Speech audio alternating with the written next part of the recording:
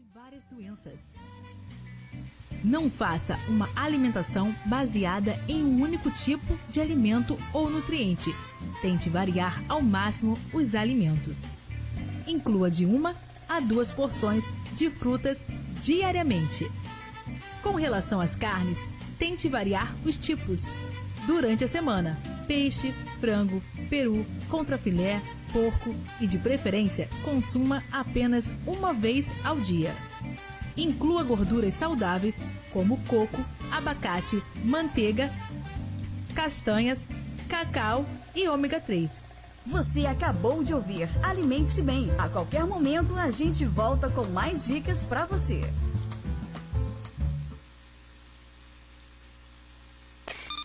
Notícias do Brasil e do mundo. As secretarias estaduais de saúde divulgaram até às 23 horas de sexta-feira, dia 27, 3.477 casos confirmados do novo coronavírus no Brasil, com 93 mortos. 68 deles em São Paulo, de acordo com a Secretaria de Saúde do Estado. Porto Alegre teve sua segunda morte provocada pela doença. Pernambuco já registra 4 mortes pela Covid-19. Paraná registrou 2 mortos na cidade de Maringá. O Distrito Federal confirmou a primeira morte pela doença. Rio Grande do Norte chegou a 28 casos e o estado de Minas Gerais divulgou nesta manhã que alcançou o número de 189 infectados no estado. Paraíba atualizou o número de casos para 9 na manhã de sexta-feira. O Amazonas registra 80 casos e o Maranhão chegou a 14 confirmados. O Distrito Federal identificou 240 infectados. Mato Grosso do Sul já tem 28 casos do vírus e Goiás tem 49 casos. O Ministério da Saúde atualizou seus números na tarde desta sexta-feira, informando que o Brasil registra 3.417 casos confirmados do novo coronavírus e que já foram registradas 92 mortes. O avanço da doença está acelerado. Foram 25 dias desde o primeiro contágio confirmado até os primeiros 1.000 casos, de 26 de fevereiro a 21 de março.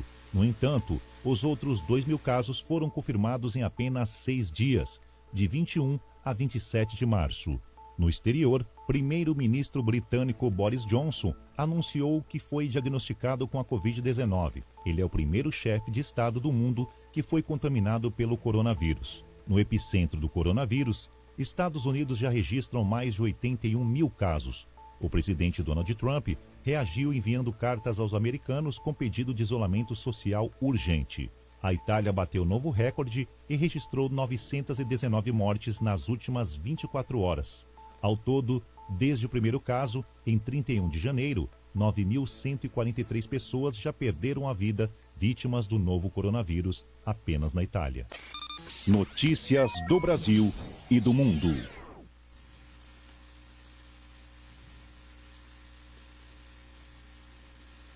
Bom dia, pessoal, bom dia. Começa mais um programa Conversas e Estilos com a locutora Fernanda de Paula. Tudo bem com você, Fê? Bom dia, bom dia. Como vai, Rico? Tudo bem? Tudo bem, graças a Deus, tudo na paz. E aí, acordou toda animada, hein? Pois é. Hoje o nosso programa terá a sua primeira sessão à distância, em decorrência de todos esses problemas que nós estamos vivendo, né? Essa pandemia é um momento muito difícil para todos nós, e para que a gente consiga manter a segurança de tanto pela nossa saúde, assim como dos nossos convidados, a gente está fazendo, então, a partir deste sábado, o nosso programa à distância. Fique sempre ligado. Hoje, o nosso programa, eu quero iniciar com um agradecimento especial e um abraço a uma pessoa muito querida de todos nós, né? Um amigo de longa data, que sempre acompanha a nossa história, a nossa trajetória, que é o Rodrigo Augusto. Obrigado, Rodrigo, por estar ouvindo aí o nosso programa, por estar acompanhando.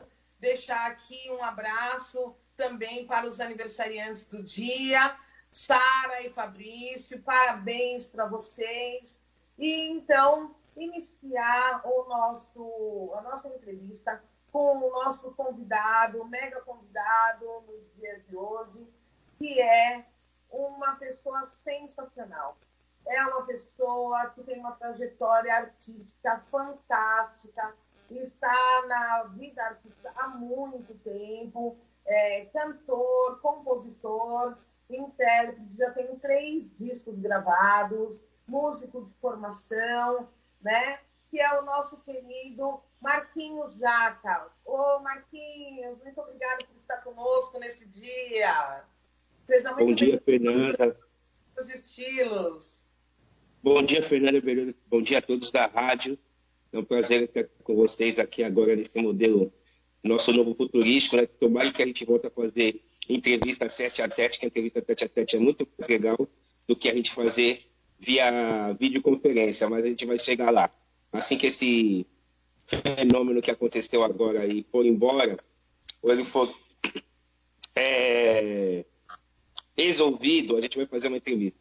Quero agradecer a você pelo convite, a todos da rádio, fazer uma retificação. Eu não estou no meu 3º disco, eu estou no 2º disco, que logo mais vai estar aí nas plataformas digitais. Inclusive, já peço licença para estar mostrando na rádio assim que o disco estiver pronto, que logo mais vai estar pronto aqui mais 1 mês e meio, 2, e atrasou um pouquinho em decorrência agora do coronavírus. Mas logo mais a gente vai estar com o disco aí na praça. Ah, então, na verdade, tem mais uma obra no forno. Exatamente. Pronta para ser lançada, é isso? Exatamente. Tá aí fresquinho. Daqui 1 mês e meio, 2 meses no máximo, eu já estou lançando eles aí.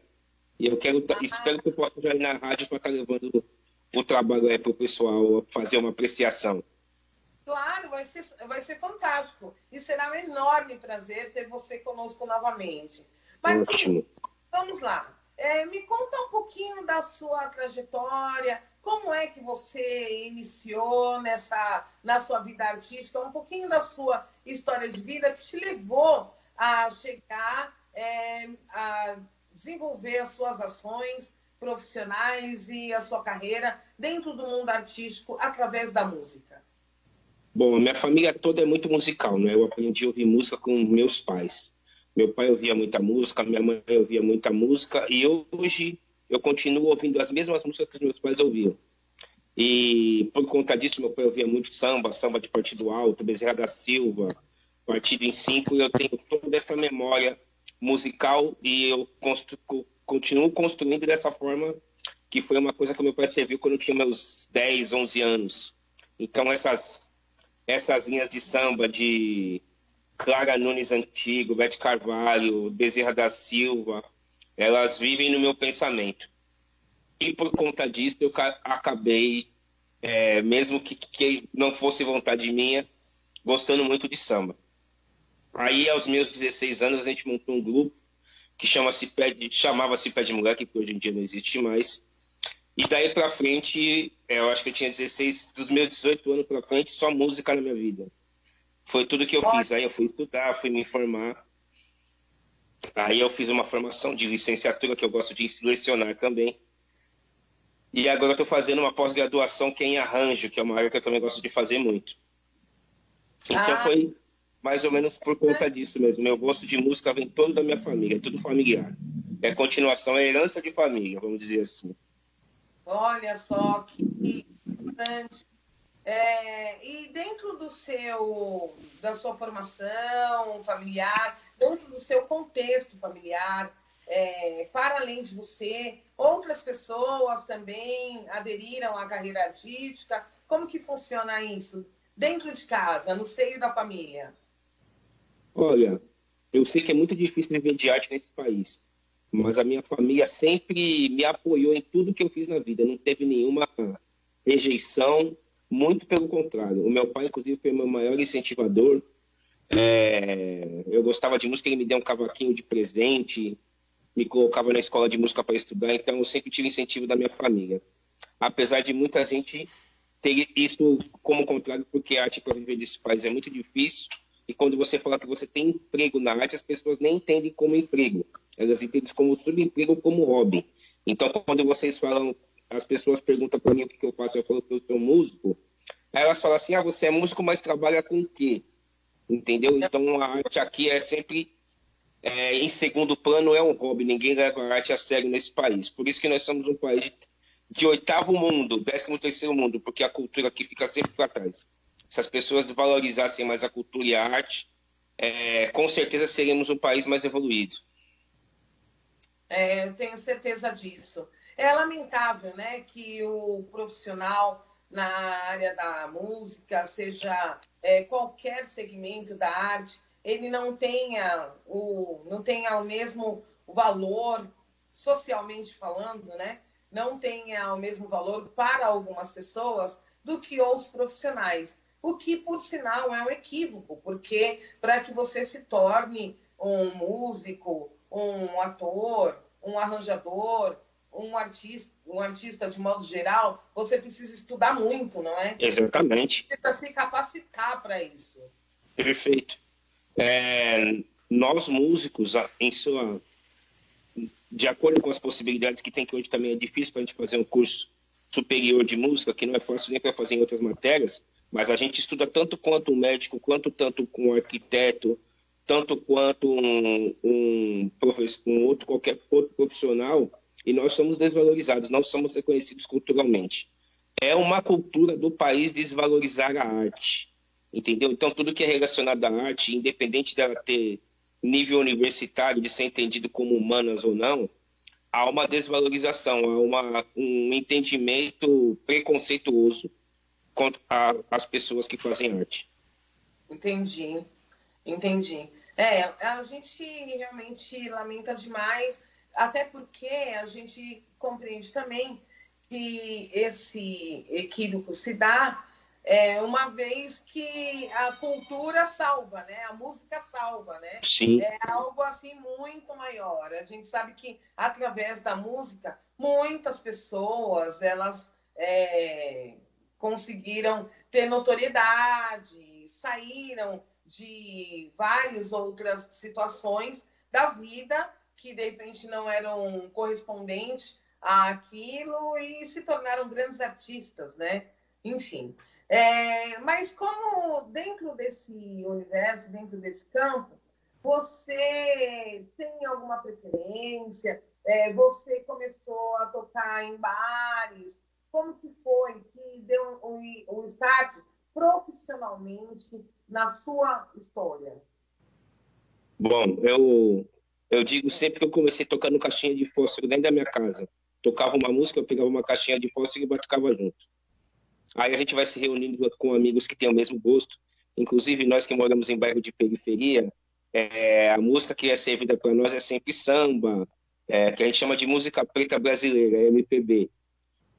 É samba rock, black, balanço, essas coisas todas. E o samba desde sempre esteve permeando na minha vida. E a gente acaba encontrando pessoas que têm os mesmos gostos e que acabam desenvolvendo uma vontade de tocar algum instrumento. Então, já na minha adolescência, já tinha muita gente que gostaria de tocar instrumentos musicais.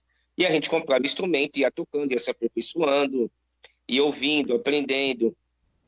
Até que depois, mais tarde, eu fui procurar uma escola de música, eu fui estudar na escola de música, que já que era o que eu gostava de fazer, eu quis me aperfeiçoar e procurei uma escola que naquele tempo ainda não existia faculdade de música. A faculdade de música é uma coisa bem, bem recente. Se eu não me engano, veio no ano de 2008, aí podemos dizer que tem aí 12 anos.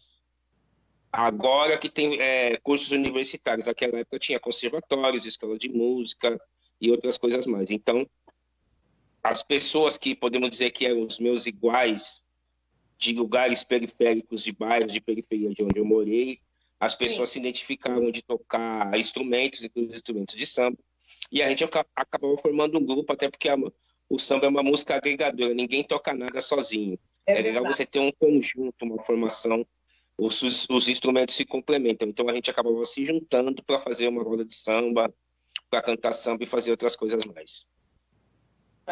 Bacana. Mas eu vi que dentro do seu currículo tem muitas vertentes, né? Então, você não está condicionado só à questão do samba. O samba tem o samba como essência, claro.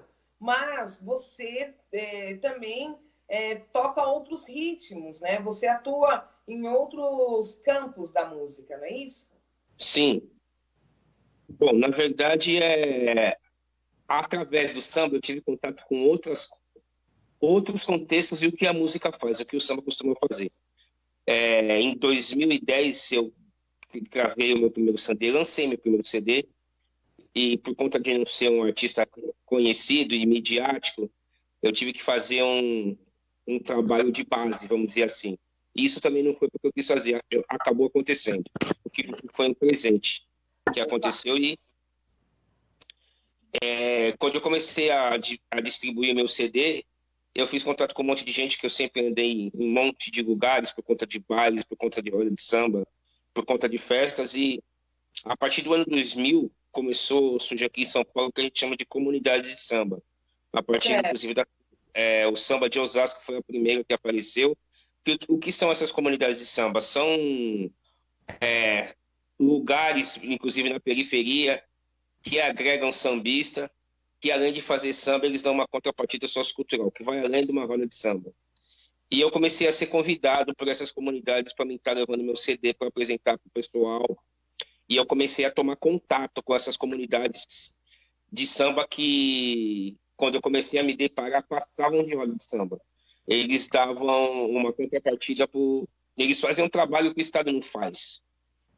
Que é desde arrecadar alimento não perecível, campanha do agasalho, eles se ajudam do jeito que pode e usa o samba como instrumento agregador para fazer isso. E eu comecei a me deparar com isso, e alguns outros músicos e compositores que também gravaram seus discos fizeram o mesmo caminho que eu, de passar por essas comunidades. E a gente pensou que a gente podia fazer uma união, juntar essas comunidades de samba, e a gente está apresentando isso para o poder público, que é uma coisa muito recente, agora já nem tanto, que já são 20 anos, e dá visibilidade para isso. Então nós montamos aí, eu e mais uns sambistas que são contemporâneos meus, a gente montou uma associação para a gente começar a divulgar essas comunidades e, por sua vez, os sambistas se divulgarem nas comunidades também. Então, essas rodas de samba que a gente começou a frequentar, que passavam de roda de samba, elas estavam fazendo um trabalho que o Estado deveria fazer e não faz, e a gente achou muito importante da gente estar apresentando isso para o Estado, para o poder público, para tudo, para eles fomentarem, para eles saberem que existem, para eles nos ajudarem a construir e fortalecer esse movimento, que a gente faz um trabalho que as mãos do Estado não conseguem fazer, e que eles potencializem isso para a gente poder alcançar de todo tipo de forma, de todas as maneiras, o Estado que não... onde a mão do Estado não consegue chegar. Essas rodas de samba, elas normalmente, essas comunidades de samba, têm um valor muito agregador, né? Eu digo no sentido do contingente. Agrega um volume muito expressivo de pessoas, né? Do entorno, pessoas locais ali do entorno de onde a roda está estabelecida, né? E de que forma que esses grupos, essas comunidades de samba conseguem atender a população local? Bom, na verdade é o seguinte, as rodas de samba acontecem, as pessoas que vão frequentar as rodas de samba, elas entendem o contexto dessas comunidades, e a comunidade por si só ela cria um sistema organizacional. Por exemplo, vou pegar o Pagode da Disciplina, que está fazendo um trabalho, inclusive, excepcional esses dias aí, que nós estamos no coronavírus, eles vão lá e estão dando alimentos para as pessoas que estão em situação de rua, eles pegam parceiros de alimentação de alguma coisa, de um mercado de alguma coisa, e potencializam os outros. Então, quando as pessoas vão nessas comunidades, o Maria Zélia, por exemplo, que fazia arrecadação de alimento. Então, eles arrecadam o alimento, mapeiam lugares que estão carentes, que são pessoas que estão em lugares de alta vulnerabilidade social, que não têm condições mínimas condições básicas, né, de estar se alimentando bem, de ter saúde, educação, e eles levam esses alimentos até essas pessoas. Então, uma comunidade começou a ver o movimento da outra e se organizaram no sentido de estar dando uma contrapartida no entorno dela. A maioria delas é em lugares periféricos, Tem algumas que acontecem no centro da cidade, mas a grande maioria, posso dizer assim, que 95% acontece na periferia. Então, eles ajudam o entorno da comunidade deles. Eu vou pegar aqui um exemplo agora da 27, que consegue arrecadar 200 a 300 quilos de alimento no final de semana, que é uma comunidade carente lá no Pagode, lá no Grajaú, que é exatamente nesses lugares onde a mão do Estado não chega, que a pessoa às vezes não tem condições de estar chegando à grande região central, e lá eles fazem um samba para a comunidade deles, que não tem entretenimento, e ao mesmo tempo eles aliam isso com essa parte social, que é de arrecadar alimento às pessoas que vão lá, levam o alimento, e eles estão no entorno da comunidade deles lá. Então, o trabalho que essas comunidades fazem é o trabalho que o Estado deveria fazer, que é garantir saúde, alimentação, educação e outras coisas mais. Isso eu estou dando só das que estão dando alimento. Tem comunidades com vários perfis, como o Samba do Livro, que a entrada é um livro, como uma comunidade que tem na Zona Leste, que eles estão dando inclusão digital, comprando computadores. Então, eles fazem 1000 contrapartidas e usam o samba como elemento agregador para fazer isso.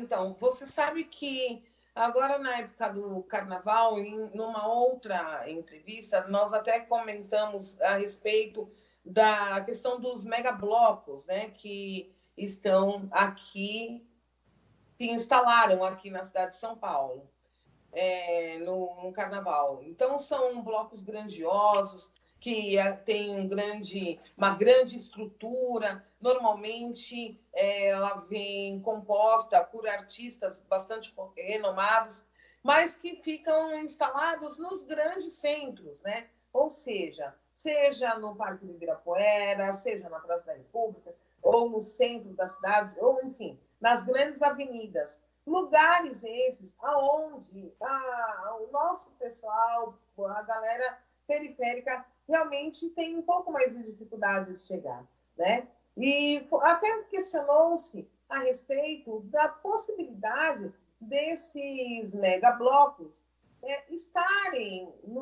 irem para as periferias, né? Fazerem dos seus desfiles um dia no grande centro, outro dia na periferia, para atender esse público, né? Que tem a dificuldade do acesso, né? Mas que é também muito carente do entretenimento, né? E aí, você me fazendo essa colocação, eu compreendo, então, que a comunidade de samba, ela está fazendo aquilo que a Secretaria de Cultura ou outras entidades e órgãos deveriam fazer, que é levar o entretenimento, levar a cultura para as pontas, não é isso? É isso mesmo? É essa a proposta? Exatamente. Eu acho que nem somente a Secretaria de Cultura. A Secretaria de Cultura entra nesse contexto como entretenimento, como arte, mas o fato de eles estarem dando alimento não perecível, campanha de agasalho, inclusão digital, que é o pessoal que está computador, as pessoas que estão livres, eu acho que já pode da Secretaria de Cultura e História. A gente podia conversar com isso aí com a pasta de educação, de turismo, de assistência social e outras coisas mais. Então, o samba, ele é além do entretenimento, ele é uma cultura agora. Sempre foi, né, uma cultura agregadora, que isso se multiplicou através das comunidades e iniciou-se pelas escolas de samba. A parte que cabe à Secretaria da Cultura seria essa parte de entretenimento, de mapear o que está acontecendo nos movimentos culturais, aonde estão esses movimentos culturais. Eu acho que isso cabe exatamente à Secretaria da Cultura. Agora, a parte deles darem inclusão digital cabe à pasta de educação. A parte deles darem alimento não perecível cabe à cidadania, direitos humanos e outras coisas mais. Então, o samba dialoga com diversas pastas, que nós podemos usar essa nomenclatura, que também não se atentaram a isso. A gente também está tentando dialogar, inclusive sair só dessa caixinha da Secretaria da Cultura, até porque o samba não é somente entretenimento, ele dialoga com outras coisas e precisa também ser potencializado nesse sentido. Uma época, a gente, já com essa associação formada dessas comunidades, entramos em contato com a Secretaria de Política para as Mulheres, que traziam até as comunidades em rodas de samba, levava um preservativo feminino, preservativo masculino, explicava como usava. Então, as rodas de samba hoje passaram do contexto de samba como entretenimento e elas ultrapassam somente a pasta da Secretaria da Cultura, elas dialogam com todas as pastas. Tá certo. Agora, na contramão disso, a gente nota que esses grupos, essas comunidades de samba, que na sua maioria,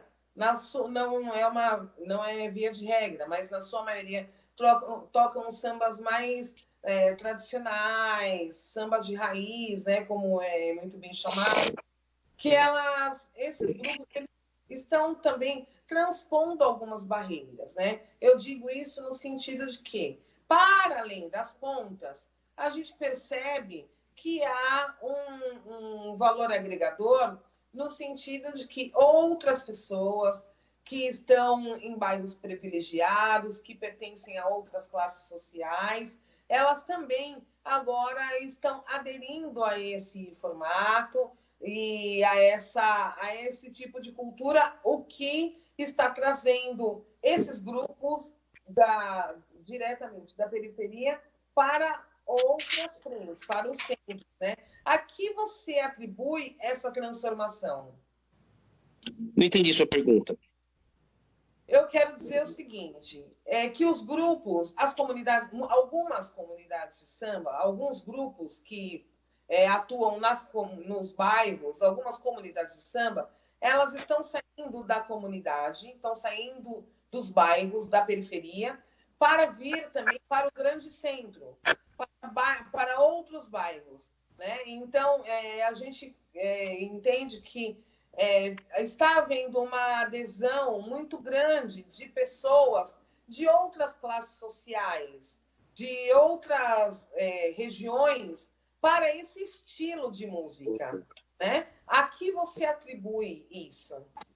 Boa pergunta. Bom, primeiro é o seguinte, essas comunidades, em relação à música, elas têm vários vieses e várias vertentes. Umas comunidades tocam samba de compositores inéditos, umas fazem tributo a compositores tanto de São Paulo como Rio de Janeiro, tem umas que fazem só de São Paulo, outras fazem só do Rio. Então, é interessante para as pessoas que não têm contato direto com essa música, inclusive com a nossa cultura, inclusive quem tem se alimentado muito disso são pessoas que vêm de fora do país, que é uma cultura muito plural do samba, que acaba ali nas rodas de samba, por conta de conhecer a nossa cultura, e às vezes nós mesmos não conhecemos a nossa própria cultura. Então, eu vou citar aqui o Quilombola de Japiratininga, que é uma ONG que faz um trabalho só de recorte de sambistas paulistas, que era uma coisa que não tinha. A gente tem pouco registro de samba paulista aqui, a não ser de samba enredo. Não foi feito, não houve uma preocupação de registrar sambistas antigos de São Paulo, como se fez no Rio de Janeiro, por exemplo. E essa ONG tem feito esse trabalho e as pessoas têm se aproximado e saído de vários lugares para ter contato com as velhas guardas das escolas de samba, do Vai-Vai, do Camisa, do Nenê de Vila Matilde, do Pérola Negra, de outras escolas que eles conseguiram fazer registro. E, por sua vez, as comunidades agora se dialogam entre si. Então, um de uma comunidade vai visitar outra comunidade para saber como é que é a samba, para saber como é que é o projeto social dele, como é que as coisas se desenvolvem na comunidade dele. E essa ideia, às vezes, de centralizar as pessoas em ir para o centro, de conseguir com todas as pessoas, inclusive essas pessoas que são diletantes do samba, que gostam do samba, tenham acesso. Que nem sempre as pessoas que vêm de outros lugares conseguem chegar até a periferia por conta da geografia de São Paulo. A São Paulo é uma cidade muito grande e a geografia às vezes não prevalece, o transporte às vezes também não prevalece.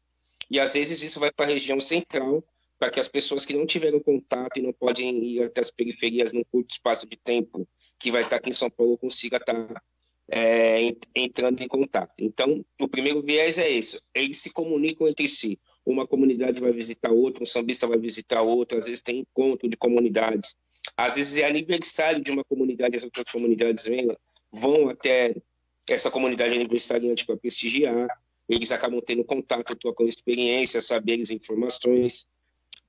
O fato de eles irem para a região central é que às vezes eles querem se encontrar e fica distante de uma comunidade que é do extremo sul e até o extremo leste. Então eles fazendo uma região central e fazendo um grande encontro.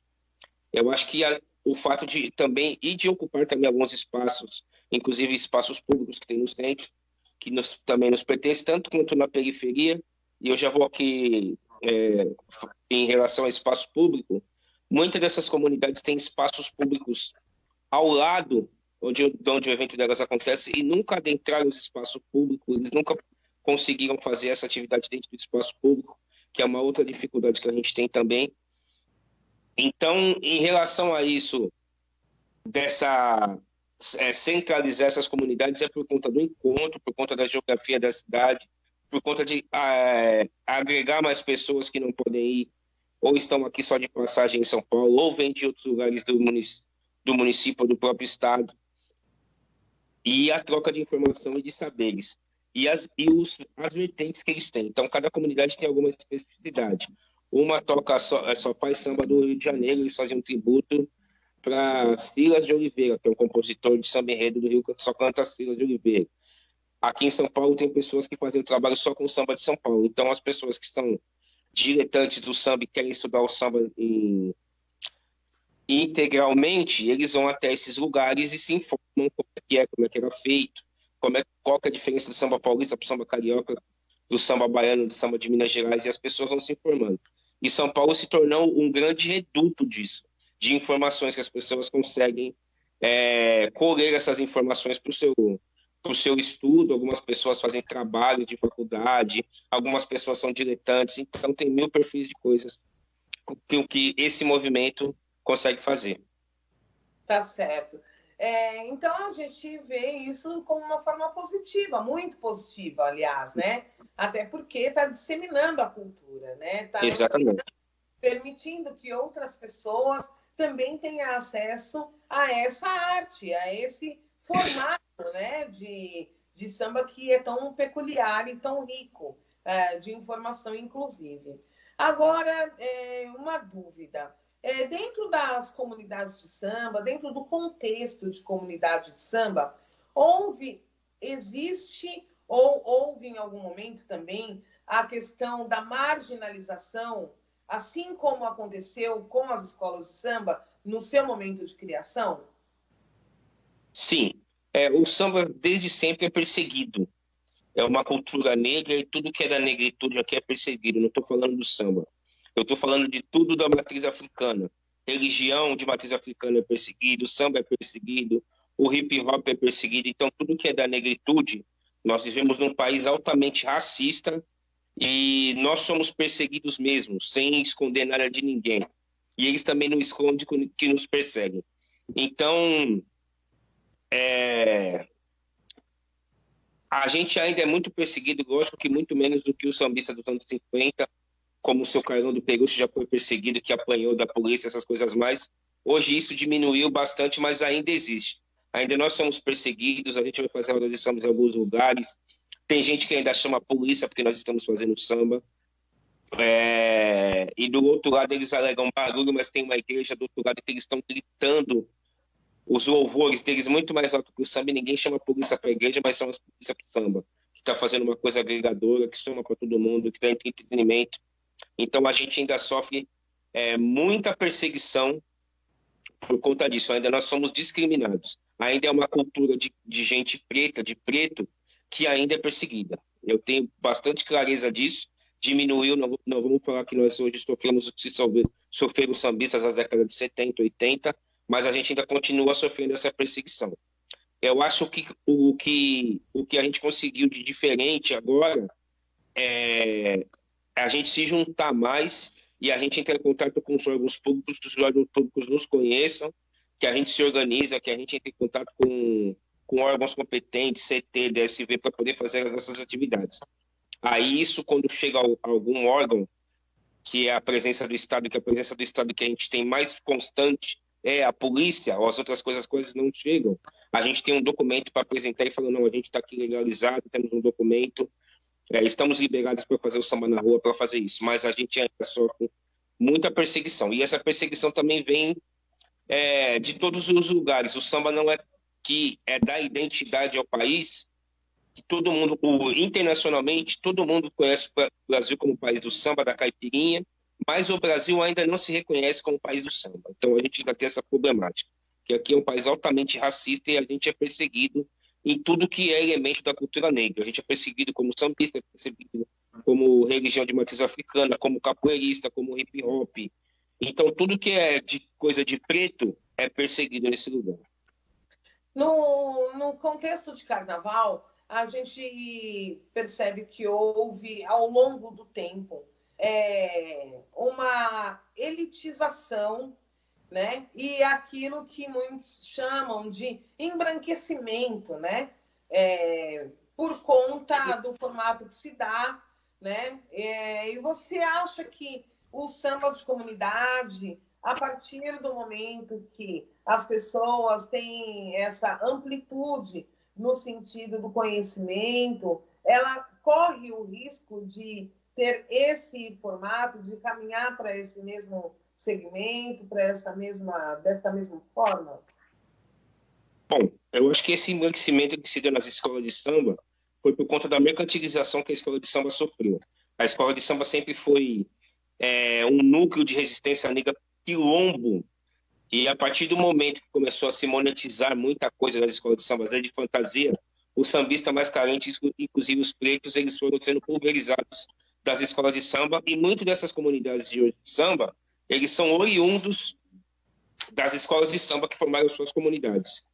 Então, por conta dessa mercantilização que houve na escola de samba, houve uma pulverização da comunidade negra das escolas de samba.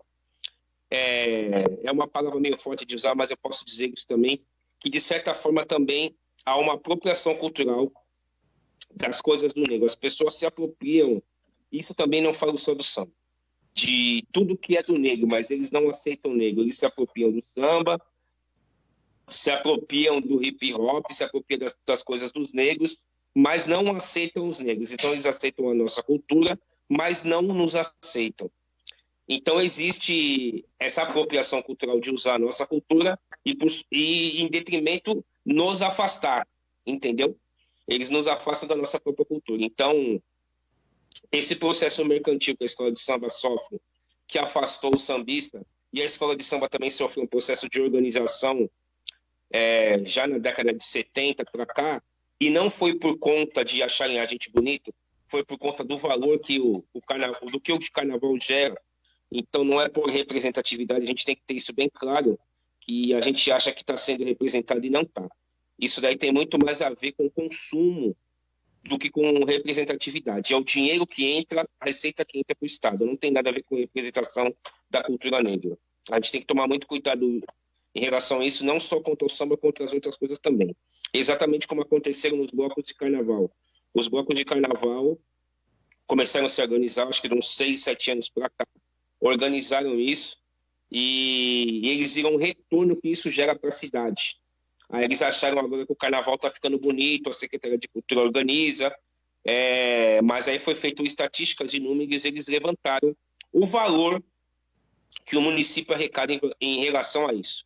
Então, que a gente tem que ter bem definidinho, bem escuro, que nem tudo que fazem pela cultura negra é por conta de representatividade e reconhecimento, é por conta do consumo e do valor que isso gera.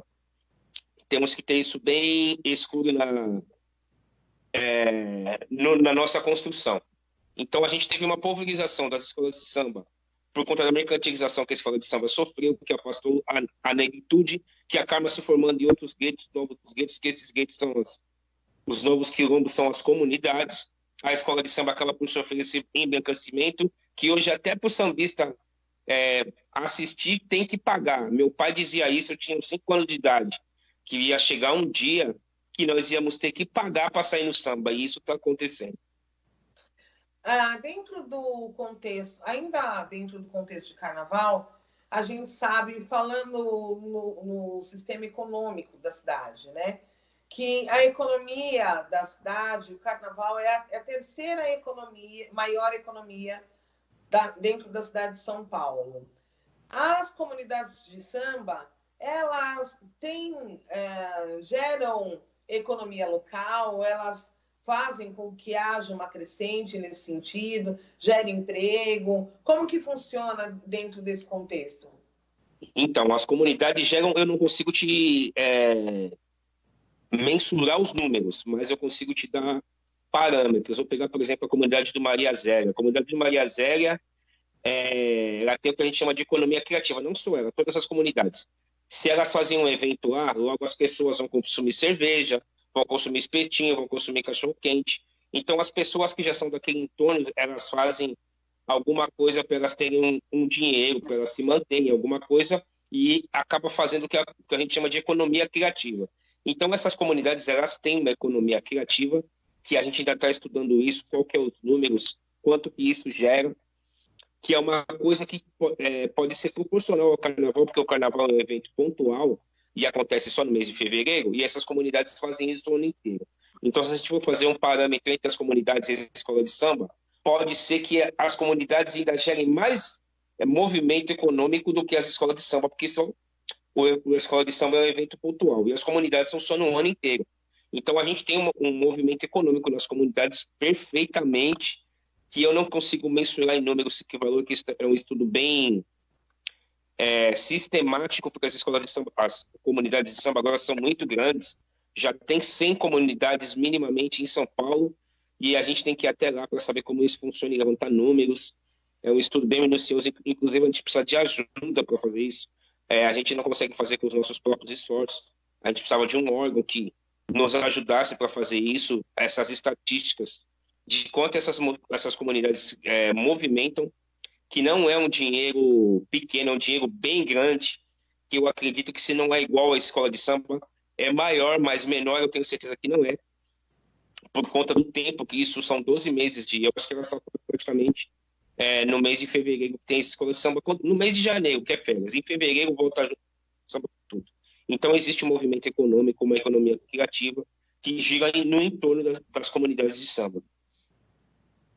Você, dentro da sua história, da sua trajetória profissional, você também já tocou em outros espaços, assim como espaços culturais, assim como teatros, casas de shows, fez parte de grupos que atuavam dentro desses espaços, dentro desse segmento. Em comparação eu digo no sentido da arte, a arte de si só, né? Comparando esses espaços, o que você vê de diferente, em que agrega para você estar nesses locais, que você possa fazer desse movimento uma troca junto às comunidades ou junto aos outros sambas que você faz nas periferias, em outros espaços que não são tão notórios. Como que funciona esse intercâmbio de conhecimento, de informação, aonde você absorve acaba conhecendo lugares, pessoas, enfim, né? Tudo muito diferente daquilo que você tem como base, né? E como que você troca todo esse conhecimento que você absorveu e você leva para dentro da comunidade, ou seja, dentro dos bairros, aonde você atua como base?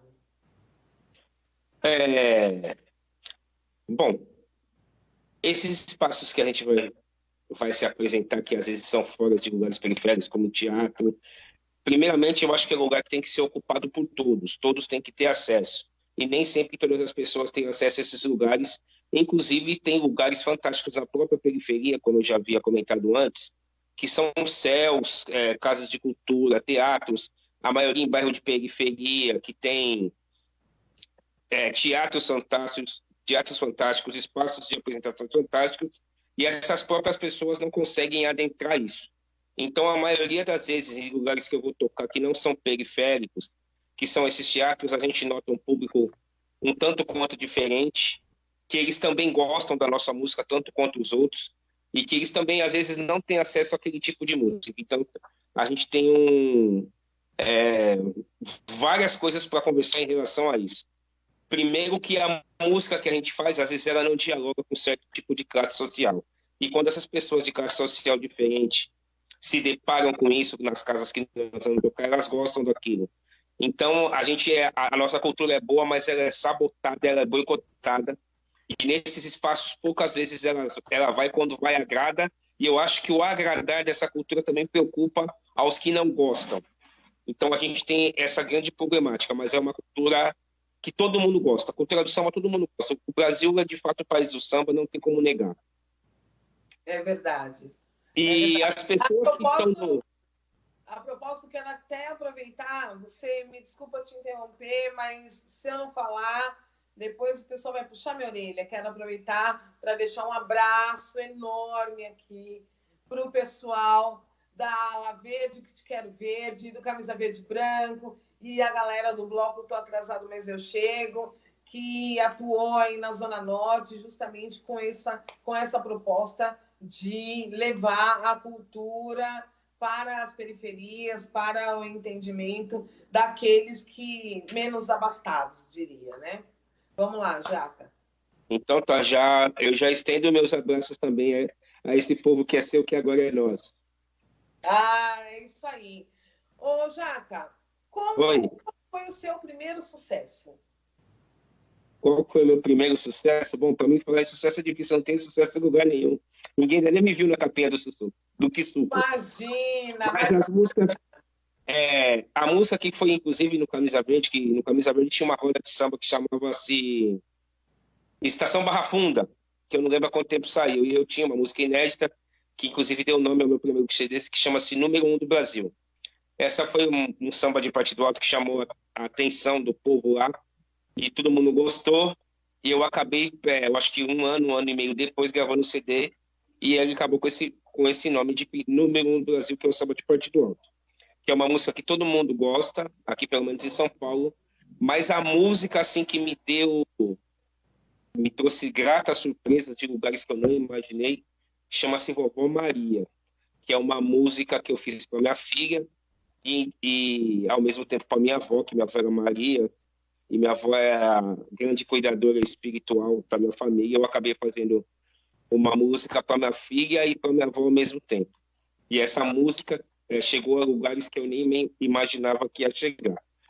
Então, eu acho que a música que entre parênteses, fez maior sucesso, eu acho que é a Vovó Maria. Vovó Maria é uma música que chega às pessoas. Canta uma música pra gente, Jaca. Canta um pouquinho da Vovó Maria pra nós, é claro. Tá bom, pode ser com violão? Sim, por favor. Então tá bom, deixa eu pegar meu violão aqui rápido, enquanto eu bebo uma água.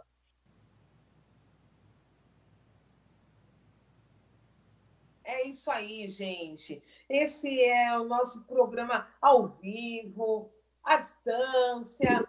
É isso, Rick. É assim que a gente faz. A gente dialoga com os convidados, a gente interage com vocês.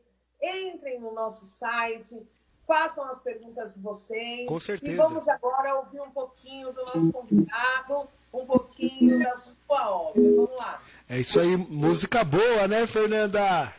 Muito! Lógico, e logo de manhã, né, vem com esse bate-papo gostoso, ainda música ao vivo. É bom demais esse programa, hein? Aí. Vovó Maria, tem mais um pra você cuidar. Vovó Maria, tem mais um pra você rezar. Vovó Maria, tem mais um pra você cuidar. Vovó Maria, tem mais um pra você rezar. Que precisa de luz, Maria, Maria, pra não levar a cruz, Maria, Maria. Que precisa de paz, Maria, Maria, pra não sofrer demais, Maria, Maria. Se houver muita dor, Maria, que não falte amor, Maria, que no seu caminhar sempre encontre a fé dentro do coração. Que Deus seja louvado e glorificado e lhe dê proteção. Por favor, jamais deixe lhe faltar calor. Por favor, que receba as graças do Senhor. Por favor, jamais deixe lhe faltar calor. Por favor, que receba as graças do Senhor. Vovó Maria, tem mais um pra você cuidar. Vovó Maria, tem mais um pra você rezar. Vovó Maria, tem mais um pra você cuidar. Vovó Maria, tem mais um pra você rezar. Muito bom, muito bom, parabéns. Lindíssima, viu? Emocionante mesmo. Agora dá para entender o porquê que ela chegou em lugares tão distantes, né, Jaca? Porque chegou, né?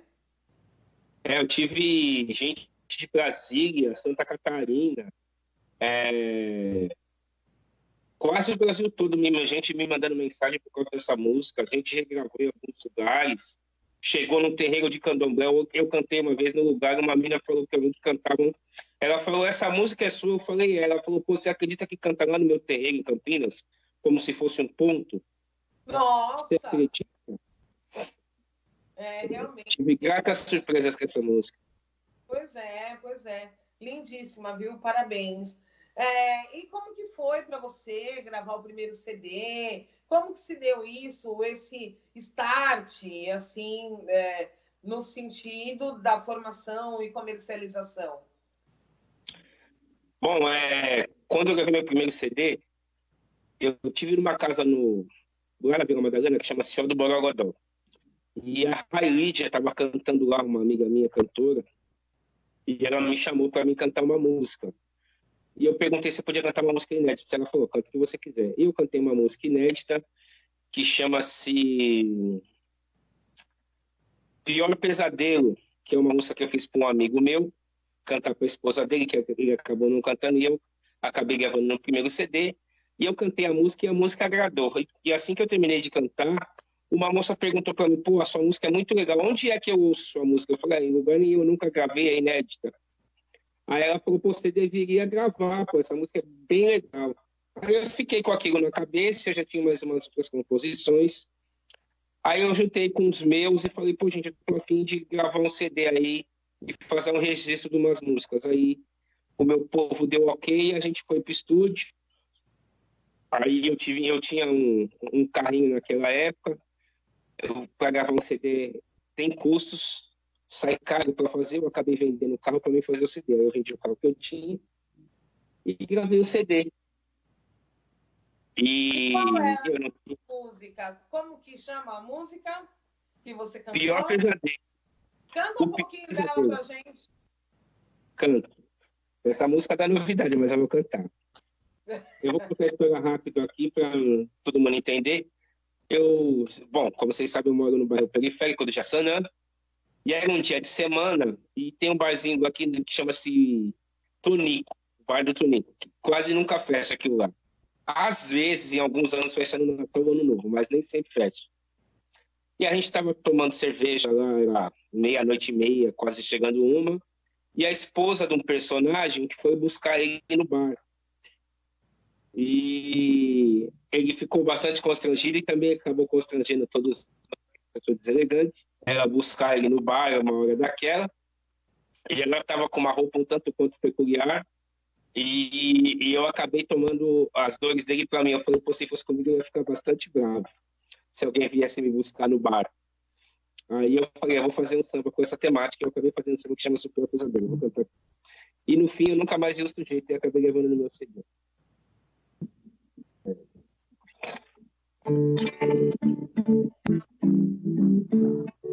Ou você entra no meu esquema e me trata com mais zelo, ou farei da sua vida um inferno, eu serei seu pior pesadelo. Ou você entra no meu esquema e me trata com mais zelo, ou farei da sua vida um inferno, eu serei seu pior pesadelo. Quando... Como é que é? Antes de nós nos casarmos, você já estava avisada que eu gosto de curtir um samba e beber com os amigos pelas madrugadas. Chego em casa, eu te peço um carinho, você me agride com o cotovelo. Ou você entra no meu esquema, ou serei seu pior pesadelo. Ou você entra no meu esquema e me trata com mais zelo, ou farei da sua vida um inferno, eu serei seu pior pesadelo. E você tem que parar de sair de madrugada, de querer ir me buscar no bar, me esculachar perante a rapaziada. Me aparece batendo o pezinho, com a mão na cintura e bob no cabelo. Ou você entra no meu esquema, ou serei seu pior pesadelo. Ou você entra no meu esquema e me trata com mais zelo, ou serei, farei da sua vida um inferno, eu serei seu pior pesadelo. Eu te chamo pra sair, você vem mais de cara amarrada, em vez de se divertir, fazer amizade, curtir, dar risada. Se eu mostro simpatia, você chuta o meu tornozelo. Ou você entra no meu esquema, ou serei seu pior pesadelo. Ou você entra no meu esquema e me trata com mais zelo, ou farei da sua vida um inferno, eu serei seu pior pesadelo. É isso aí. Jaque, é bem diferente mesmo, né? Não é? É verdade, é verdade. Eu ganho com ninguém. Onde vem as suas inspirações? Da onde vem de tudo, do que eu vejo, do que eu vivo. Às vezes eu crio histórias, eu imagino coisas, tem gente que... Mas a maioria é baseada em fatos reais. A maioria eu tenho ideia de alguém e eu entro na história daquela pessoa e faço uma crônica. A maioria é assim. Mas tem vezes que eu tenho... Eu crio. Tem dia que eu sou o cronista, porque eu não sou nem compositor, eu sou cronista. Eu gosto de criar crônicas em cima das coisas. Adoro, é o que eu mais gosto de fazer. Ai, bacana. E o segundo CD, como que aconteceu? O segundo CD também, do primeiro para cá já tem 10 anos, e eu vim fazendo várias composições também, eu estou com muita coisa engavetada. Eu já estou com praticamente uns 3 ou 4 CD prontos, e eu tenho que pôr isso para fora. Eu falei, eu preciso gravar mais um CD para mim estar registrando as obras também. Então, esse segundo CD também está bem bacana. Vai vir, ou vai ficar tão bom quanto o primeiro, ou melhor, pior, é difícil de ficar. A gente já está nos finalmente aí em mixagem e masterização. O CD está bem bacana, bem interessante. Os músicos que me ajudaram praticamente são os mesmos que fizeram o primeiro CD. Eu consegui um repertório também bem bacana, tanto quanto o CD número 1 do Brasil, que é o primeiro CD. Esse segundo CD que vai se chamar Partideiro de Fato também está bem bacana. Eu estou ouvindo ele aqui como se ele não fosse meu, em casa para fazer os últimos detalhes, ele está bem legal. Então, acho que daqui 1 mês e meio, 2 aí, eu já coloco ele nas plataformas digitais aí, o pessoal acredito que vai curtir bastante. Vai ter algumas polêmicas, eu vou ser execrado, apontado, mas faz parte. Se eu tivesse medo, eu não saia de casa. Depois que eu sair, agora eu vou ter que correr o risco. E qual é? Olha, eu já estou até imaginando, né? Como que deve ser as letras. Não sei quais são os temas que você aborda, mas canta pra gente a música-chave desse novo CD, em primeira mão. A música-chave? Eu vou cantar o Arroz e Feijão. Arroz e Feijão é um partido que eu fiz com o André Ricardo, que é um intérprete lá do Tatuapé, junto com o seu Simodi. A gente teve uma ideia, inclusive, para a gente que é compositor, o pessoal hoje em dia está tocando as músicas não, executando o instrumento com muita força, e a gente só tem a voz para cantar, e às vezes o instrumento se sobrepõe à voz da gente que está cantando, e a gente pede para os caras tocar um pouquinho mais baixo, para não fazer tanta força no instrumento, porque o instrumento é só um instrumento de acompanhamento. Aí nós fizemos um samba que chama-se Arroz e Feijão, que é para essa rapaziada tocar exatamente arroz e feijão. Vamos ver se eu lembro aqui. Não espanque os instrumentos, tenha compostura, que arroz e feijão bem temperado não precisa de mistura. Não espanque os instrumentos, tenha compostura, que arroz e feijão bem temperado não precisa de mistura. A parte importante do samba é a melodia e a literatura. Ninguém vai ter entendimento se você executar com altura. Tem que se dosar o peso, a pressão e a temperatura. Se você não tem esse entendimento, refaça a sua leitura. Não espanque os instrumentos, tenha compostura, que arroz e feijão bem temperado não precisa de mistura. Não espanque os instrumentos, tenha compostura, que arroz e feijão bem temperado não precisa de mistura. Essa é um... A letra dessa música, ela vem ao encontro com o momento em que nós estamos vivendo, né?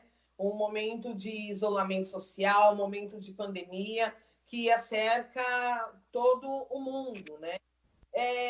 Falando um pouco sobre esse assunto que está sendo colocado de forma incansável pela mídia aberta e por todos nós, todos os brasileiros, todas as pessoas do mundo, né, tendo em vista a crescente e a proporção que essa pandemia ela se deu, de que forma isso está afetando a classe artística? Profundamente. Nós músicos não, os profissionais autônomos da cultura e da arte estão sofrendo profundamente com isso, que a gente vive dia após dia, semana após semana, mês após mês. Então, a gente vive de imediato o que a gente vai fazer de trabalho. E todos os nossos trabalhos foram cancelados, as casas de espetáculo, bares, botecos estão todos fechados. E, por sua vez, nós estamos sem dinheiro e sem recursos para ficar esse tempo de quarentena em nossas casas, porque a gente vive do que a gente recebe de imediato do nosso pagamento, do nosso trabalho como artista. Então, a classe artística toda, eu não falo só pela classe artística, eu vou falar as pessoas que são autônomas, desde as pessoas que vão vender na rua, que vendem bolo na rua, que fazem as coisas na rua. Estamos todos passando por uma situação que é fora da caixinha. Eu nunca pensei, nunca vivemos uma situação dessa. A gente fica preso dentro de casa durante 15, 20 dias. As pessoas que trabalham como autônomas está sendo muito difícil. O Estado tem que fazer alguma coisa por nós. Eu estou acompanhando aí os noticiários que estão se criando alguns métodos de como resolver esse problema, até porque a gente, enquanto autônomo, a gente também contribui. Eu sou autônomo, mas eu contribuo todo mês, assim como outras pessoas também contribuem e outros profissionais também.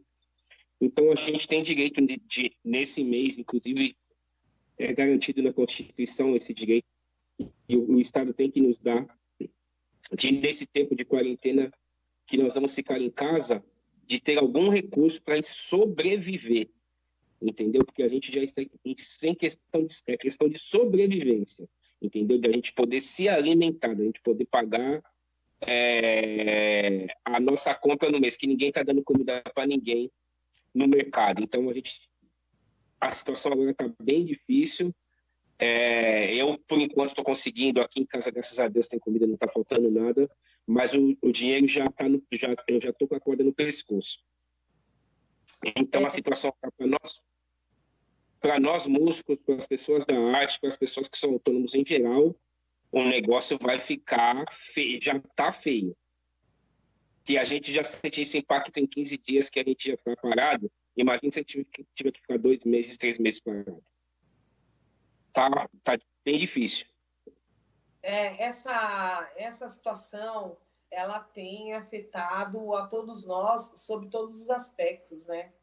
Todos os profissionais, enfim, né? E ainda para quem é profissional liberal fica um pouco mais difícil, né? O governo aprovou ontem uma medida que libera um valor durante um período de 3 meses para os profissionais liberais, mas isso tudo ficou na entrelinha, não está muito claro de que forma que se dará, como que vai, qual o procedimento para que isso se torne real, quando que vai começar. Eu digo isso porque as necessidades são agora, né? As pessoas estão precisando do dinheiro agora para comer, para se sustentar, enfim, né? E a gente percebe que não houve também um recuo dos bancos e da classe comercial, da indústria, entre outras coisas, no sentido da cobrança, né? Então, as cobranças, os vencimentos, eles continuarão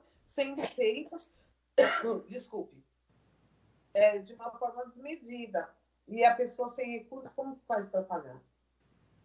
Exatamente. Na verdade é o seguinte, a gente já teve por conta de problemas econômicos, um alto número de inadimplência, as pessoas não conseguem crédito e agora, por sua vez, elas não estão conseguindo trabalhar.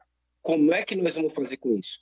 Então, o governo tem que pensar numa estratégia de como resolver esses problemas, que eles deem crédito para as pessoas, ou que eles pensam no pacote. Eu estou acompanhando em outros países do mundo. O Brasil é dos países que já tem um número... Aqui já passou acho que de 1.000 pessoas infectadas por esse vírus. Os países que têm menos pessoas infectadas já tem um pacote econômico das pessoas, um bom pacote. Que as pessoas vão receber muito mais do que um salário mínimo em casa, que elas vão ter um subsídio, que elas vão ter... Aqui já teve isso, pelo menos aqui na cidade de São Paulo, que a pessoa não vai pagar água, não vai pagar luz, não vai pagar telefone, essas coisas. Já ouvi plano, já ouvi que tem um plano deles em ação. Mas as pessoas precisam comer, precisam se alimentar. Então, se a gente já tem um número alto de inadimplentes que não conseguem crédito, e por sua vez as pessoas não conseguem trabalhar, a gente vai ter que pensar aqui para ontem, né, que eu acho que já está atrasado, é muita enrolação para as pessoas que já estão passando necessidade para o Estado resolver esse problema. Então, o Brasil é muito atrasado em relação a isso. E o pior de tudo é que esse ano é um ano político, a gente pode acontecer deles fazer as coisas para a gente e a gente ficar devendo alma pro diabo para fazer esse tipo de coisa aí. Que vão usar isso como mote político de eleição eleitoral. Pode aguardar. Complicado, né? É bem difícil, né? Não dá nem para comentar. Agora, Jaca, me fala um pouco dos seus projetos futuros, passado esse período de confinamento, né? De isolamento social. Quais são os seus futuros, os seus próximos projetos? O que você pensou? O que você tem aí preparadinho para nós? Bom, se a gente sobreviver ao vírus, eu pretendo lançar o meu CD.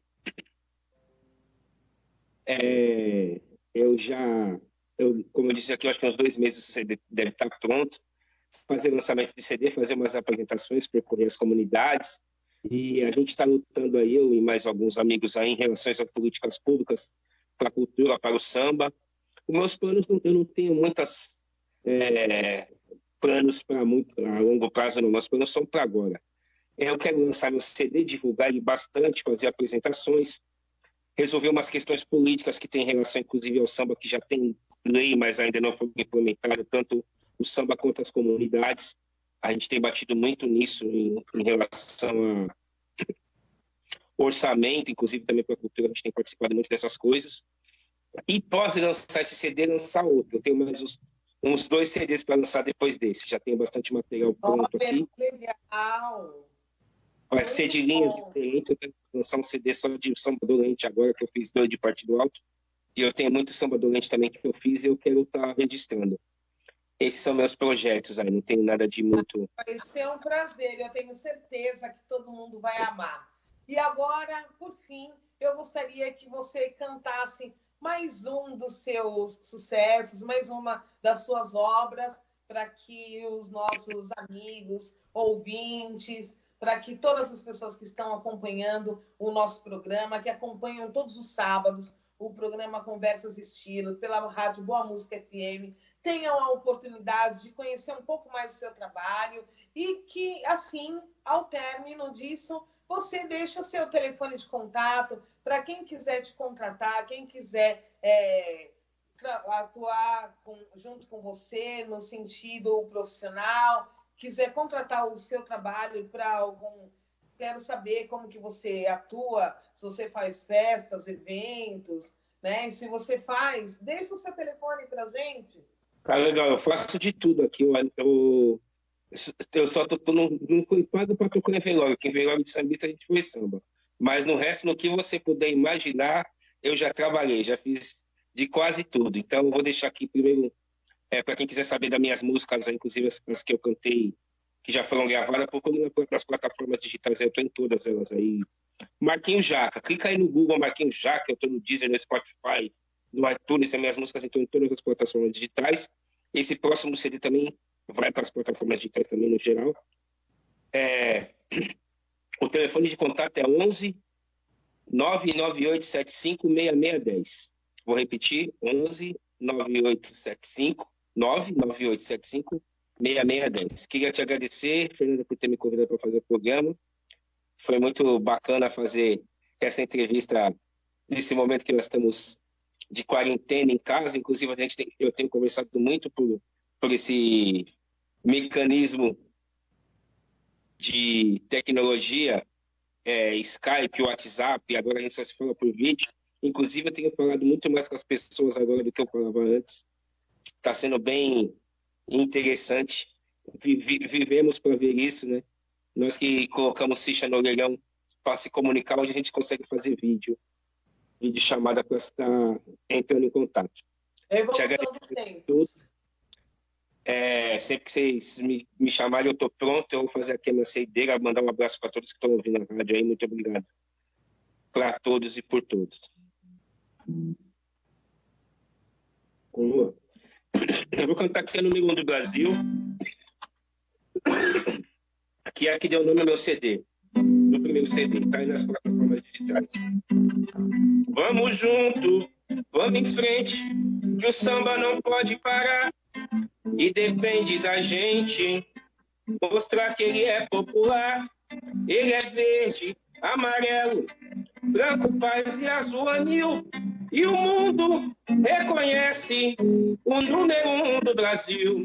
Vamos junto, vamos em frente, que o samba não pode parar, e depende da gente mostrar que ele é popular. Ele é verde, amarelo, branco, paz e azul anil, e o mundo reconhece o número 1 do Brasil. É isso aí, Marquinhos Jaca, muito obrigada. E aí, você, amigo ouvinte, você que acompanha o nosso programa Conversas e Estilos. Então, a partir desta edição, todos os sábados nós estaremos fazendo o nosso programa à distância durante esse período de quarentena, por uma questão de responsabilidade. Eu espero que você nos acompanhe e esteja conosco sempre. Muito obrigada.